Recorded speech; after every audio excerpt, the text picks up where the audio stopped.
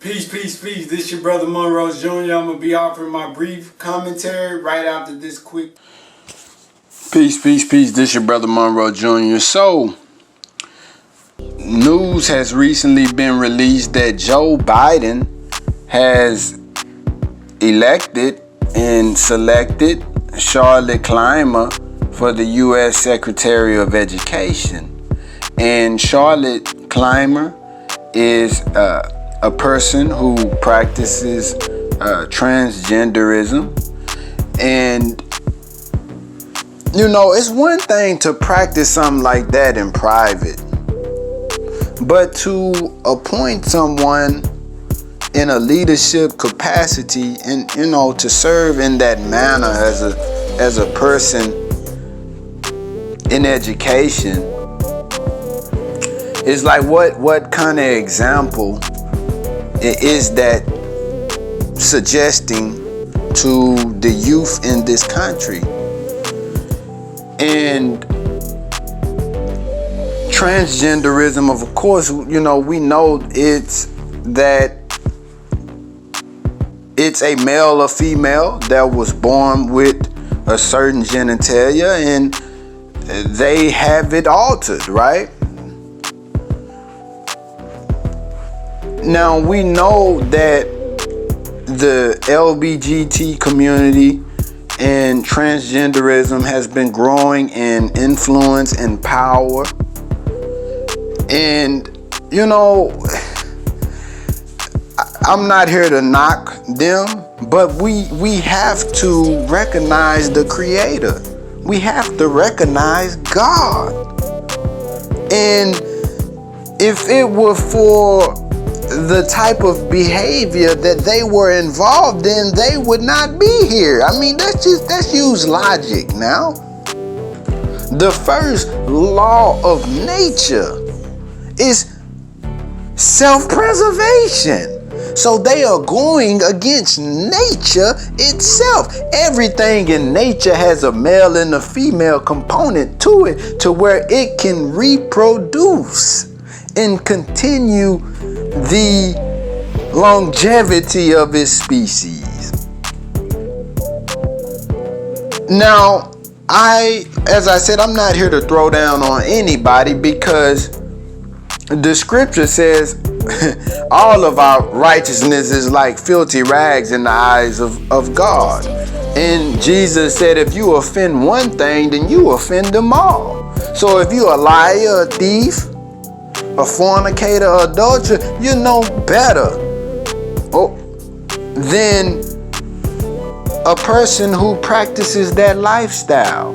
But when it comes to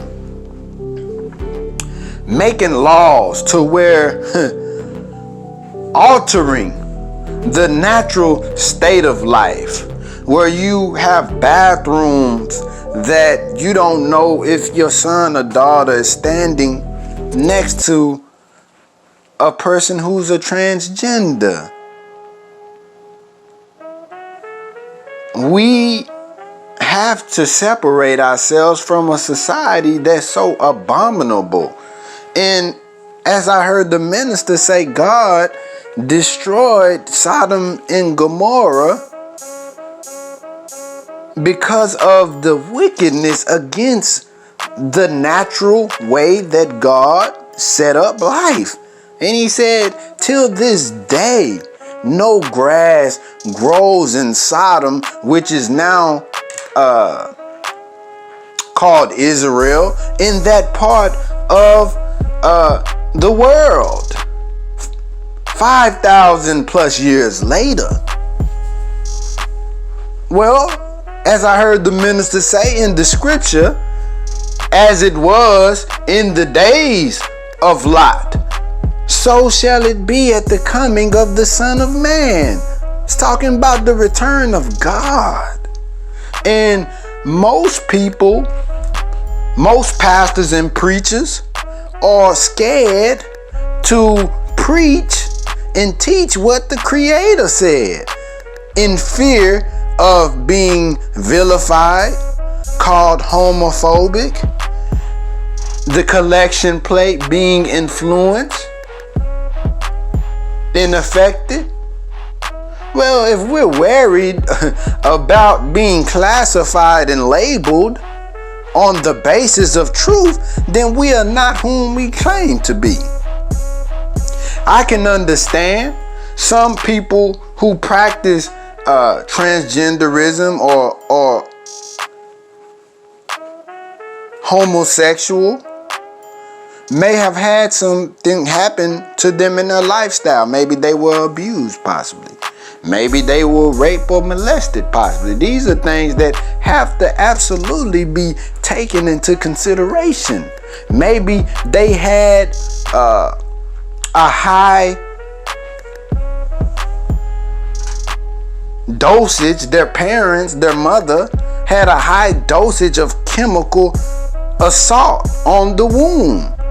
Our brother Dr. Wesley talked about the chemical assault on testosterone in the wombs of mothers through drugs like Depo-Provera, these anti-androgen drugs that work against testosterone and help to produce antibodies that attack the testosterone. So they subtly suggest or induce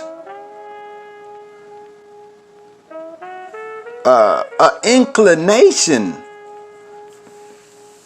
of a male fetus having a persuasion to a more feminine type disposition. And that's satanic, you know, to mess with the womb or the laboratory or experiment with the factory that God uses to bring forth human life. So as I said, Depo-Provera, as our scholar Dr. Wesley says, can block or significantly reduce the amount of testosterone produced in males, effectively feminizing them. So we know in the nation from the scholarly research of our scholars that, you know, there's been an assault on testosterone through water, through food. It's very heavy, brothers and sisters, what has been done to us. But I would just say that we still, at the end of the day, no matter if you have been persuaded, no matter if you've been molested, no matter if you've been raped, it's still we all have to hold ourselves to the standard of God, because he's going to be our ultimate judge at the end of the day.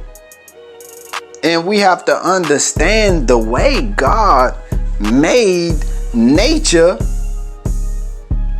or created us to be a certain way. It serves a greater purpose. And when we go messing or from our misunderstanding of life, we begin to alter the way God sets it up, then God, out of his mercy, he sends somebody to say, that's not right. That's not right. It should be this way. And when we don't hearken ourselves to people trying to give us proper guidance, then the chastisement of God comes. The scripture says, if you see a person in sin, warn them. Because if you warn them, what? That blood will be removed off of your hands. But if you do not, then God will require their blood at your hands. And I studied a little bit about the lobbyists in these powerful movements that back transgenderism. There are some powerful people like Jennifer Pritzker, worth 1.9 billion. George Soros, supports the LGBT. He's worth 8.6 billion. Martine Rothblatt, worth 330 million. So these are powerful individuals Tim Gill worth 425 million, and they conglomerate and they lobby. And it's like, if you have powerful, wealthy people that's promoting this lifestyle, and this lifestyle is an abomination to God, then, like I said earlier, either they have to separate and go somewhere with that, with their persuasion of life, and they would eventually die out. But you have to think, how do they continue that? They continue it by adopting the youth, right? And they persuade the youth with their sexual orientation. So their lineage dies out, but the culture continues. Why? Because it's a person basically affecting the mindset of the young. And if the young grow older with that mindset, then that culture or that tradition continues on. So people who are God-fearing and God-centered, we always have to remember the Creator when it comes to altering the natural state of life. So we can't support Mr. Joe Biden in a decision to put people in front of our young people that have a sexual orientation that is not natural, because we're trying to, I mean, how can you teach education? How can you teach, that the male is supposed to marry the woman and produce children that continue the species, when you have people that are altering or teaching a certain way of life? Two things cannot occupy the same space at the same time.